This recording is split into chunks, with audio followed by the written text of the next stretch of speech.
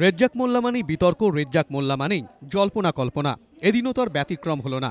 CPM এর মতো দলে থেকেও নতুন সংগঠন নিয়ে সামনে এলেন বর্ষিয়ান এই নেতা। অরাজনৈতিক এই সংগঠনের নাম মিশন আদম। প্রকাশিত হলো সংগঠনের মুখপত্র। বর্তমানে সংগঠন অরাজনৈতিক হলেও ভবিষ্যতে রাজনীতির ময়দানে দেখা যাবে কিনা এই প্রশ্নের উত্তর এড়িয়ে গেলেন রেজ্জাক মোল্লা।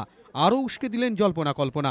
হ্যাঁ, আমি সিপিএম আছি, কিন্তু আমার সামাজিক সত্তাটা, আমি সামাজিক সত্তার উপরে দাঁড়িয়ে যে সামাজিক আন্দোলনটা করব, সেটা যদি সিপিএম এর ক্ষেত্রে বাধা হয়, তখন সিপিএম এর সঙ্গে আমার বোঝাপড়া হবে। রেজ্জাক মোল্লার দাবি, তিনি কোনো দলের বেতনভোগ কর্মী নন। রাজনীতি করলেও তার একটা সামাজিক সত্তা রয়েছে। সেই সত্তাই তাকে টেনে এনেছে এই সংগঠনে, যে সংগঠন প্রথম দিন থেকেই সরব সরকার বিরোধিতায়।